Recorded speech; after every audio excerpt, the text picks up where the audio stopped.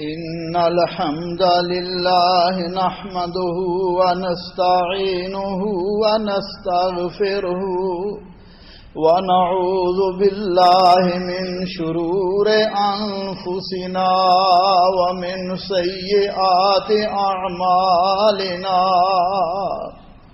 ونعوذ بالله من شرور أنفسنا ومن سيئات أعمالنا من يهده الله فلا مضل له ومن يضلل فلا هادي له وأشهد أن لا إله إلا الله وحده لا شريك له وأشهد أن محمدا عبده ورسوله اللهم صل على محمد وعلى آل محمد كما صليت على إبراهيم وعلى آل إبراهيم إنك حميد مجيد اللهم بارك على محمد وعلى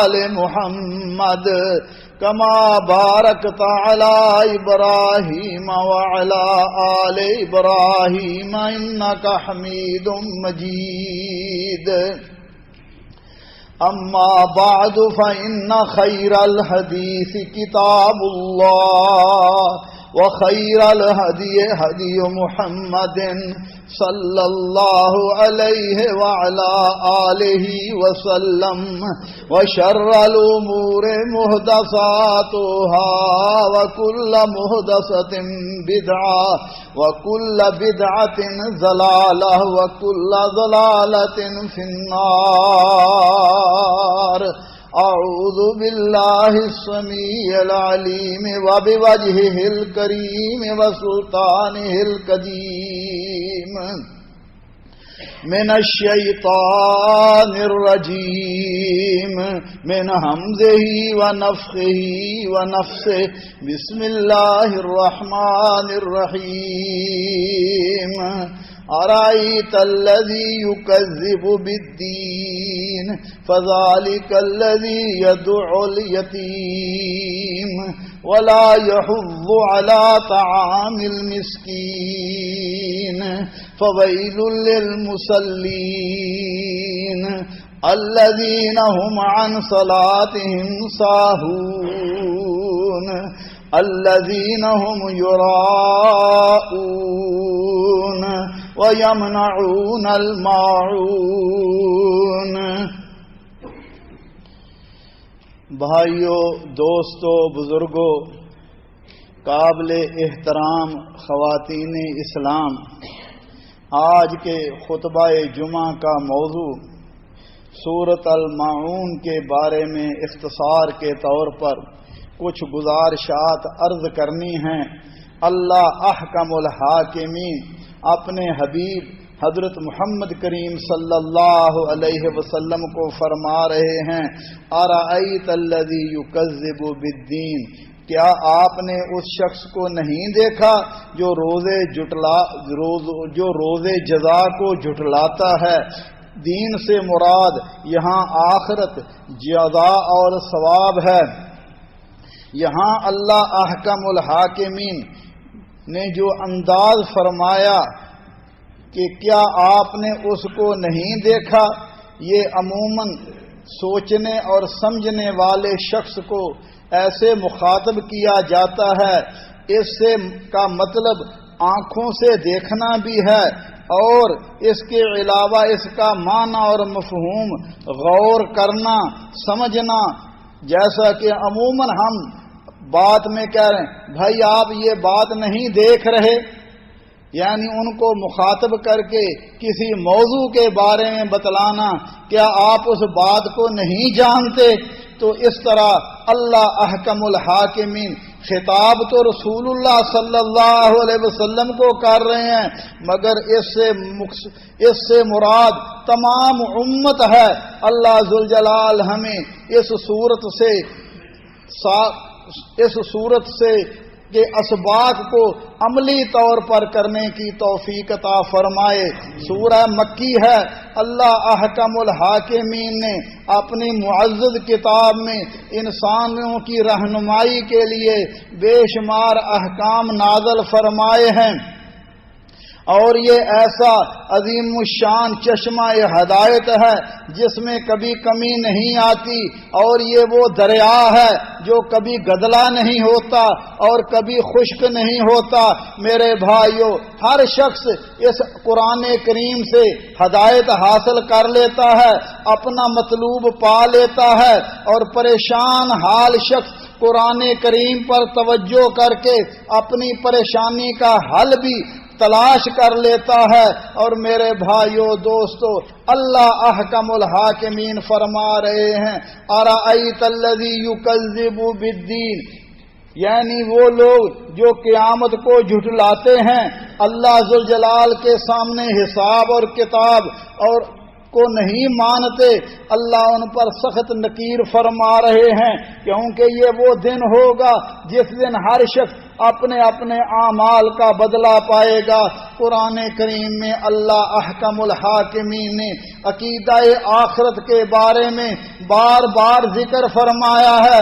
مالک فرماتے ہیں، فرمایا وما ادراک ما یوم الدین ثم ما ادراک ما یوم الدین یوم لا تملک نفس لنفس شیئا والامر یومئذ للہ۔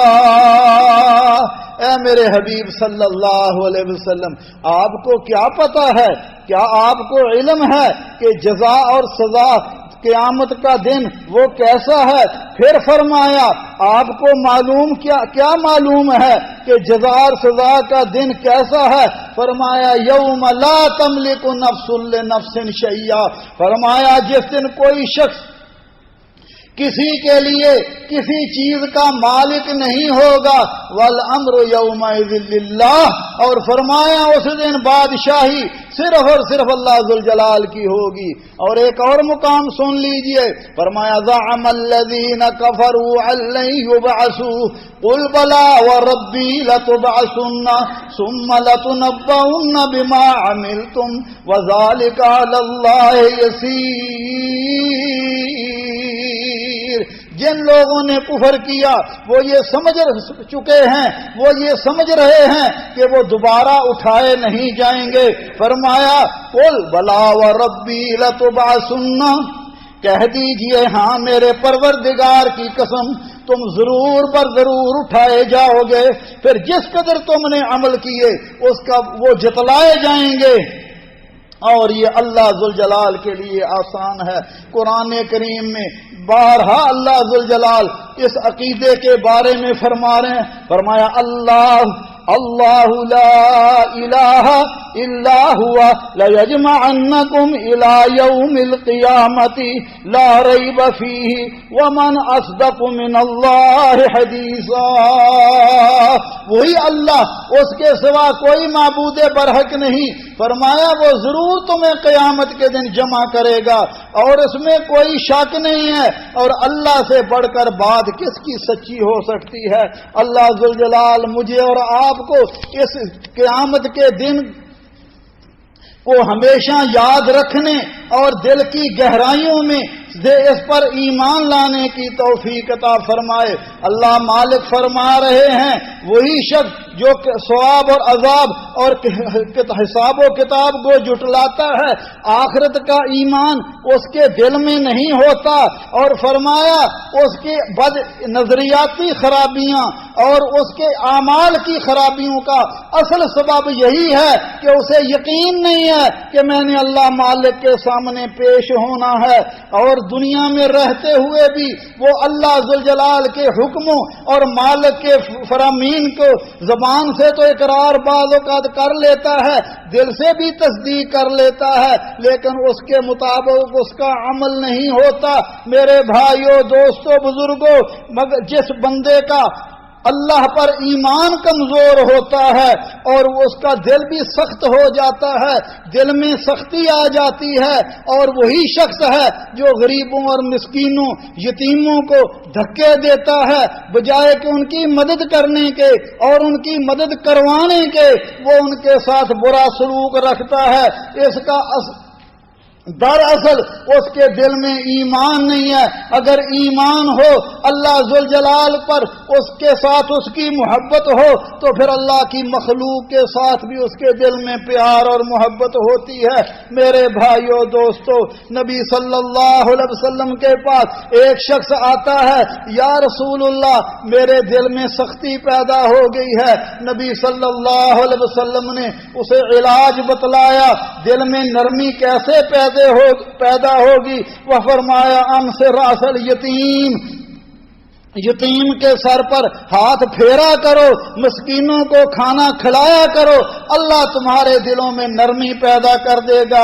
اور میرے بھائیو، یتیم تو وہ ہے کہ بچپن میں جس کے سر سے سایہ اٹھ گیا اور وہ اس لائق ہے کہ ہر رحیم ہر بندہ اس کے ساتھ محبت کرے، شفقت کرے، تاکہ اس کے دکھی دل کا مداوا ہو سکے، اور وہ بچہ شفقت اور پیار کا متلاشی ہوتا ہے، بھوکا ہوتا ہے، اور یہ انتہائی ثواب کا بھی کام ہے۔ رسول اللہ صلی اللہ علیہ وسلم نے فرمایا آنا و کافل الیتیم کہاتین، فرمایا میں اور یتیم کی کفالت کرنے والا، فرمایا جنت میں ایسے ہوں گے جیسے یہ دو انگلیاں ہیں۔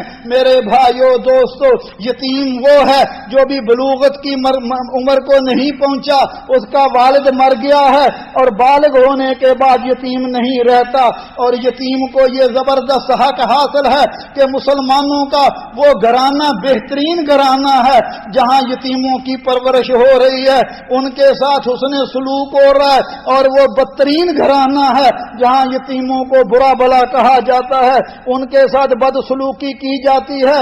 اگر کوئی یتیم کسی وقت سوال لے کر آتا ہے، اس کو دھتکار دیا جاتا ہے، دھکے مار کر نکال دیا جاتا ہے، اور اگر گھر میں بھی رکھا جاتا ہے تو اس کو ایک خادم اور ایک غلام سمجھا جاتا ہے، بات بات پر اسے جھڑکیاں دی جاتی ہے، اسے تنگ کیا جاتا ہے۔ تو میرے بھائیو دوستو، اور بعض تو بد نصیب ایسے ہوتے ہیں کہ جو یتیموں کا مال ہی کھا جاتے ہیں، ان کی وراثت کو رگڑ جاتے ہیں اور سمجھتے ہیں یہ کیا، اس کے اندر طاقت کیا ہے یہ ہمارا مقابلہ کر سکے۔ رسول اللہ صلی اللہ علیہ وسلم نے بھی منع فرمایا، اور اللہ احکم الحاکمین بھی فرما رہے ہیں، فرمایا ان الذین یاکلون اموال الیتامی ظلما انما یاکلون فی بطونہم نارا وسیصلون سعیرا، فرمایا جو یتیموں کا مال نہ حق کھا جاتے ہیں، غلط طریقے سے کھا جاتے ہیں، وہ مال نہیں کھا رہے، وہ در حقیقت جہنم کی آگ اپنے پیٹوں میں بھر رہے ہیں، اور ان کا ٹھکانہ جہنم ہوگا۔ فرمایا ولا یحض علی طعام المسکین، نہ ہی مسکین کو کھانا خود کھلاتا ہے، اور نہ ہی گھر والوں کو، نہ ہی لوگوں کو ترغیب دیتا ہے، کیونکہ اس کے دل میں ایمان نہیں ہے۔ برائیاں، بے حیائیاں، فحاشیاں، قتل، خون ریزی، شراب خوری اور اس طرح کے گناہ اس کے اندر ہیں، لہذا اس کے دل میں نرمی اور سختی نہیں، نرمی نہیں ہے، سختی ہی سختی ہے۔ تو میرے بھائیو دوستو، ایسے بندے سے کیا امید کی جا سکتی ہے، کیونکہ وہ تو مال کا بندہ ہے، وہ تو ہر وقت اس کی یہی کوشش ہے مال آئے، جیسے بھی آئے، جس طریقے سے بھی آئے، حلال آئے، حرام آئے، مال جمع کرنا چاہیے۔ میرے بھائیو دوستو، ایسے لوگوں کا ٹھکانہ کیا ہے؟ اللہ مالک فرماتے ہیں، فرمایا فی جنات یتساءلون عن المجرمین ما سلککم فی سقر قالوا لم نک من المصلین ولم نک نطعم المسکین وکنا نخوض مع الخائضین وکنا نکذب بیوم الدین حتی اتانا الیقین۔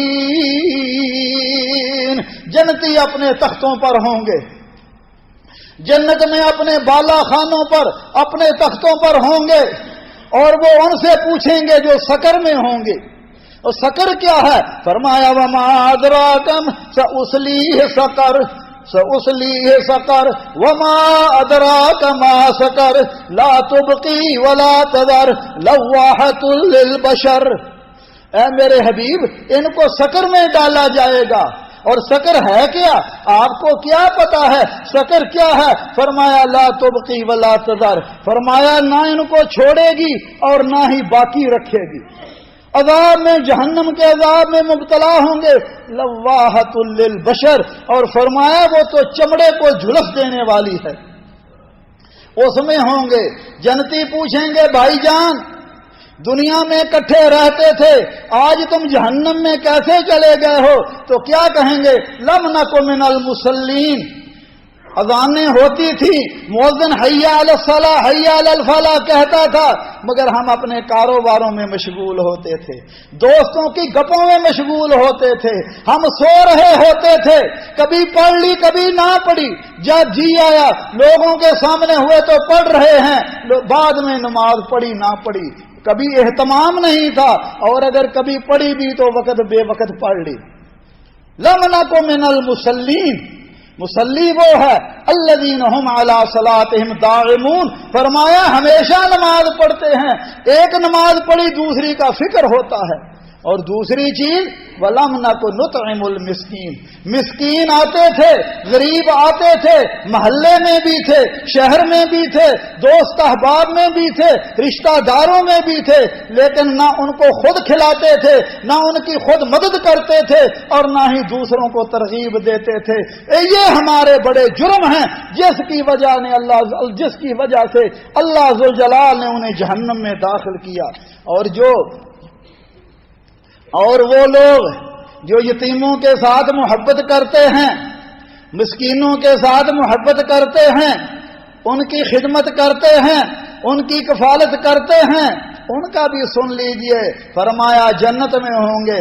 یا اللہ ان کو جنت میں لانے کا سبب کیا ہے؟ فرمایا وَيُطْعِمُونَ الطَّعَامَ عَلَى حُبِّهِ مِسْكِينًا وَيَتِيمًا وَأَسِيرًا إِنَّمَا نُطْعِمُكُمْ لِوَجْهِ اللَّهِ لَا نُرِيدُ مِنكُمْ جَزَاءً وَلَا شُكُورًا.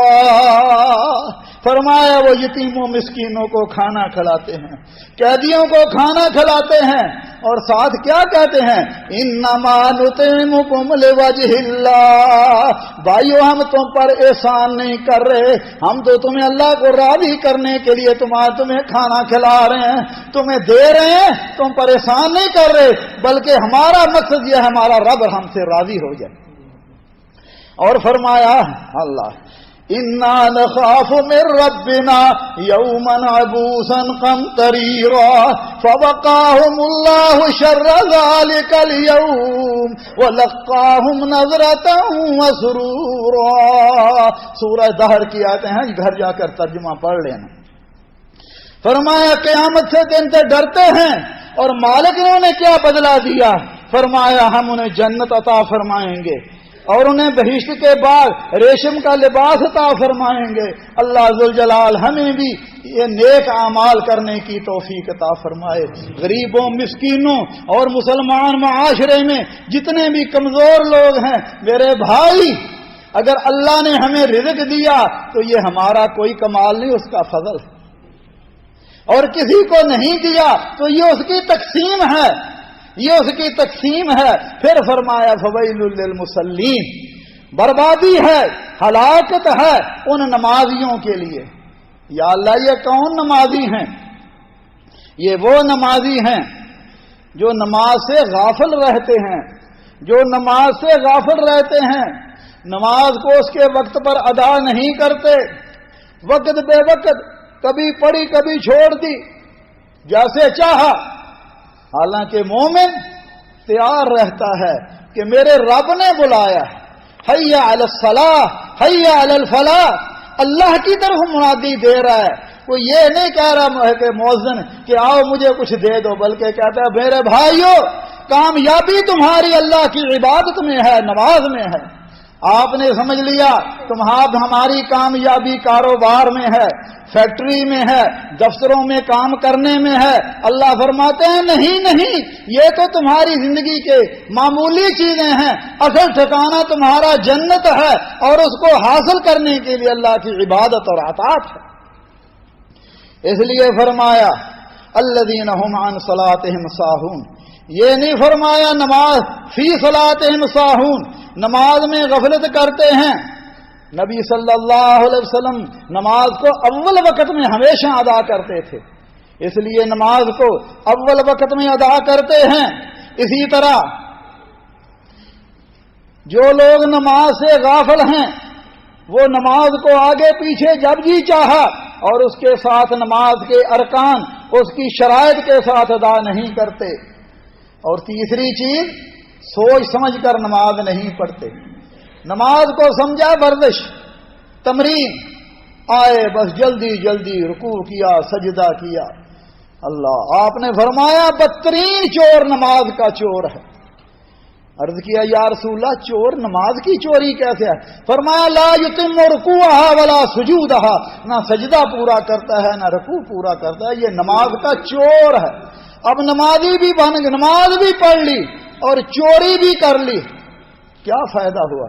اس لیے نماز کو اول وقت میں اس کے ارکان کی تعدیل کے ساتھ آہستہ آہستہ انت عبد اللہ کانک تراہ فإن لم تکن تراہ فإنہ یراک، اللہ کی ایسے عبادت کرو گویا تم رب کو دیکھ رہے ہو، اور اگر یہ نہیں تو کم از کم یہ تو خیال ہو اللہ تمہیں دیکھ رہا ہے۔ جج کے سامنے یا کسی عدالت میں کیا حال ہوتا ہے؟ اللہ کی عدالت میں کوئی جمائیاں لے رہا ہے، کوئی خارج کر رہا ہے، کوئی موبائل کے ساتھ کھیل رہا ہے، یہ اللہ کی عدالت میں کھڑے ہیں۔ اللہ اکبر۔ اس لیے بھائیو، نماز کو تدبر کے ساتھ معانی پر غور کر کے، مفہوم پر غور کر کے ادا کرنی چاہیے۔ اور نماز کو اس کے فرمایا منافق کی نماز کیا ہے؟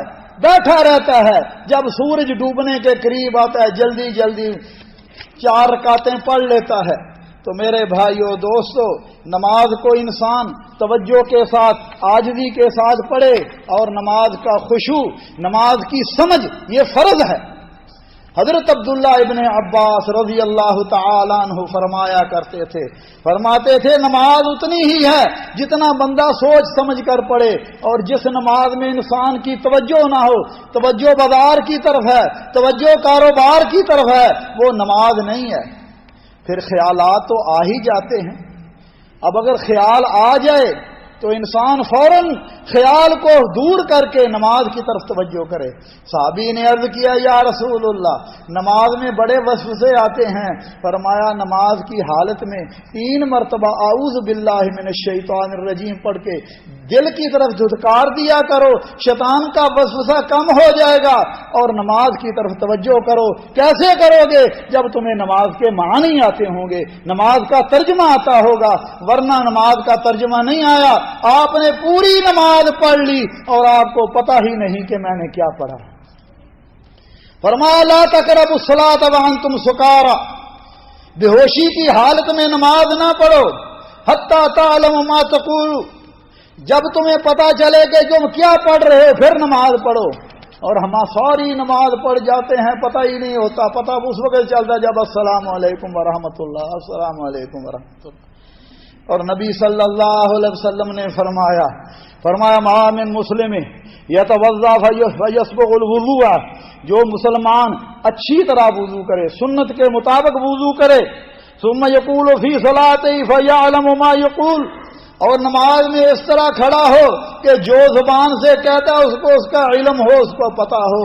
فرمایا جب نماز سے فارغ ہوتا ہے وَهُوَ كَيَوْمٍ وَلَدَتْهُ أُمُّهُ، اللہ اس کے گناہوں کو اس طرح معاف فرما دیتے ہیں جیسے آج ہی اس نے ماں کے ہاں جنم لیا۔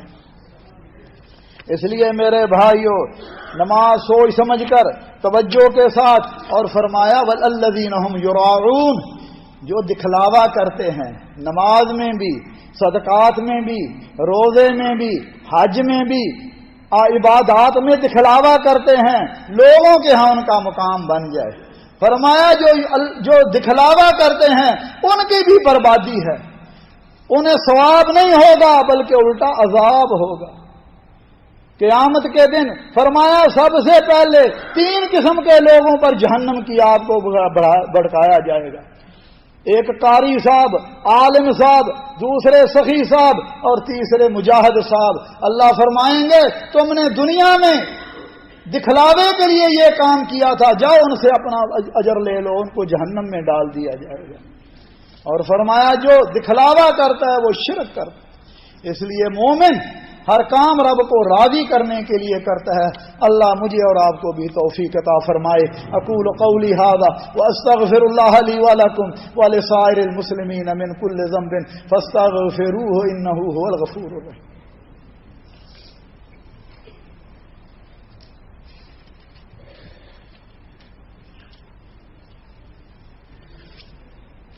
الحمد للہ وسلام علی عباده الذین اصطفى اشہد ان لا الہ الا اللہ وحدہ لا شریک لہ واشہد ان محمدا عبدہ ورسولہ۔ اللہم صل علی محمد النبی الامی وازواجہ امہات المؤمنین وذریتہ واہل بیتہ کما صلیت علی آل ابراہیم انک حمید مجید۔ میرے بھائیو دوستو، کامیابی کی اصل کنجی یہ ہے کہ انسان ریا، دکھلاوا، لوگوں کو دکھانے کی بجائے اللہ سے اجر و ثواب حاصل کرنے کے لیے کوشش کرے اور اپنے اعمال کو اللہ ذوالجلال کے لیے خالص کرے۔ کسی دنیاوی فائدے، شہوت، منصب، مال، شہرت کے لیے لوگوں کے سامنے کام نہ کرے۔ اور نبی صلی اللہ علیہ وسلم نے فرمایا من سمع الناس بعملہ سمع اللہ بہ۔ فرمایا جو شخص اپنا عمل لوگوں کو سنانے کے لیے کیا، اللہ اپنی مخلوق میں سننے والے چھوٹے بڑے سب کو اس کے عمل سے آگاہ کر لیتا ہے اور لوگوں کی نظروں میں اسے حقیر اور ذلیل کر دیتا ہے۔ اور فرمایا جس شخص نے اللہ کو راضی کرنے کے لیے کام کیا، اللہ ذوالجلال اس کام سے لوگوں کو بھی مطلع فرما دیتے ہیں اور اسے خوشی ہوتی ہے۔ اور یہ ریا اور دکھلاوا نہیں ہے۔ ریا دکھلاوا میں نے عرض کیا دل میں یہ ہو، لوگ کہیں چودھری صاحب، خان صاحب نے بڑا کام کیا، لوگوں کی بڑی خدمت کرتے ہیں، فوٹو بن رہے ہیں جناب خان صاحب تقسیم کر رہے ہیں، فوٹو بن رہے ہیں جناب چودھری صاحب راشن غریبوں مسکینوں میں، یتیم بچیوں کی شادیاں ہو رہی ہیں، فوٹو بن رہے ہیں، ویڈیو بن رہے ہیں۔ تو میرے بھائی، نبی صلی اللہ علیہ وسلم نے فرمایا تھا، فرمایا قیامت کا دن ہوگا، اللہ ذوالجلال کے عرش کے سائے کے نیچے کوئی سایہ نہیں، اللہ ذوالجلال کے عرش کے سائے کے علاوہ کوئی سایہ نہیں ہوگا۔ لوگ اپنے پسینوں میں شرابور ہوں گے، پریشان ہوں گے، حتیٰ کہ یہاں تک کہہ دیں گے یا اللہ ہمیں جہنم میں ڈالنا ہے جہنم میں ڈال دے، جنت میں ڈالنا ہے جنت میں ڈال دے، کیونکہ یہ پسینہ ہم سے برداشت نہیں ہو سکتا۔ اس وقت اللہ ذوالجلال کے عرش کے سائے کے علاوہ کوئی سایہ نہیں ہوگا۔ 7 خوش نصیب لوگوں کو اللہ عرش عظیم کا سایہ نصیب فرمائیں گے، ان میں ایک شخص وہ بھی ہوگا رجل تصدق بیمینہ فاخفاها حتی لا تعلم شمالہ ما تنفق یمینہ۔ فرمایا ایک وہ بندہ بھی ہوگا دائیں ہاتھ سے صدقہ و خیرات دیتا ہے، لوگوں کی مدد کرتا ہے، راتوں کو جا کر خفیہ انداز میں لوگوں کی مدد کرتا ہے، دائیں ہاتھ سے دیتا ہے، بائیں کو پتہ نہیں چلتا۔ اللہ کو یہ عمل اتنا محبوب اور پیارا ہے، اللہ قیامت کے دن اپنے عرش کا سایہ نصیب فرمائے۔ اس لیے بھائیو خفیہ انداز میں دینا چاہیے تاکہ اگر دوسرے ساتھی کی نہ عزت نفس مجروح ہو اور نہ ہی اس پر احسان جتلانا چاہیے، صرف یہ کہ میرے رب نے، میرا رب اس سے راضی ہوگا، مالک نے یہ مال دیا ہے اور یہ مال اللہ ذوالجلال کا ہے اور میں خرچ کروں گا، اس کے بدلے میں اللہ راضی ہو کر مجھے جنت عطا فرما دیں۔ اس لیے فرمایا وَيَمْنَعُونَ الْمَاعُونَ۔ اس کے دل میں اتنی سختی بھی ہے، اس کے دل میں مومن مسلمانوں کے ساتھ کوئی ہمدردی نہیں ہے، بلکہ برتنے کی، استعمال کی معمولی چیز بھی کسی کو نہیں دیتا۔ حالانکہ استعمال کی معمولی چیزیں ہمارے معاشرے میں عام طور پر امیر بھی غریب بھی لے رہے ہیں، ہمسایوں سے مدد ہو جاتی ہے، جیسے کہ کلہاڑی ہے، ہنڈیا ہے، ڈول ہے، برتن ہے، یا کوئی اور چیز، کسی کے ہاں مہمان آ گیا، وہاں بسترے ہیں، کوئی چیز لیتا ہے، لیکن یہ ایسا بدبخت ہے، اس کے دل میں اتنی سختی ہے کہ کسی کو معمولی چیز بھی نہیں دیتا۔ اللہ ذوالجلال سے دعا ہے، اللہ احکم الحاکمین ہمارے دلوں میں نرمی پیدا فرمائے، ہمارے دلوں میں مومنوں کے لیے، مسلمانوں کے لیے پیار اور محبت عطا فرمائے۔ ربنا ظلمنا انفسنا وان لم تغفر لنا وترحمنا لنكونن من الخاسرین۔ اللهم انك عفو تحب العفو فاعف عنا۔ اللهم فاطر السماوات والارض انت ولينا في الدنيا والاخره، اللهم توفنا مسلمين والحقنا بالصالحين، اللهم ارنا الحق حقا وارزقنا اتباعا وارنا الباطل باطلا وارزقنا اجتنابا۔ رب کریم غفور رحیم، اللہ ہمارے گناہوں کو معاف فرما، یا اللہ دین پر استقامت نصیب فرما، یا اللہ جب تک دنیا میں رہیں اسلام اور ایمان پر زندہ رکھنا، اور جب ہماری موت آئے اللہ مسلمان کر کے مارنا، اور اپنے حبیب صلی اللہ علیہ وسلم کی جنت میں رفاقت نصیب فرمانا۔ یا اللہ ہمیں بھی ہمارے بیماروں کو شفاء کاملہ عاجلہ عطا فرما، ایسی پیاری صحت عطا فرما کہ اس کے بعد بیماری نہ رہے۔ یا اللہ جتنے بھی مسلمان مرد عورتیں بیمار ہیں اللہ سب کو شفاء کاملہ عاجلہ عطا فرما۔ یا اللہ ہمارے والدین پر رحم فرما، جیسے انہوں نے بچپن میں ہم پہ رحم کیا، ان میں جو زندہ اللہ انہیں صحت و عافیت ایمان عطا فرما، اور اللہ جو تیرے پاس چلے گئے اللہ ان کی مغفرت فرما، اللہ ان کی کمی کوتاہیاں غلطیاں لغزیوں کو معاف فرما کر انہیں جنت الفردوس میں اعلیٰ مقام عطا فرما۔ یا اللہ جہاں جہاں مسلمان پریشان ہیں، مسلمان پریشان حال مسلمانوں کی اپنے فضل و کرم سے اپنے خزانوں سے ان کی مدد فرما۔ اللہم اجعل هذا البلد آمنا مطمئنا وسائر بلاد المسلمین یا ارحم الراحمین۔ عباد اللہ رحمکم اللہ، ان اللہ یأمر بالعدل والاحسان وایتاء ذی القربى وینہی عن الفحشاء والمنکر والبغی یعظکم لعلکم تذکرون۔ اذکروا اللہ یذکرکم وادعوہ یستجب لکم ولذکر اللہ اکبر واللہ یعلم ما تصنعون۔ واقم الصلاۃ۔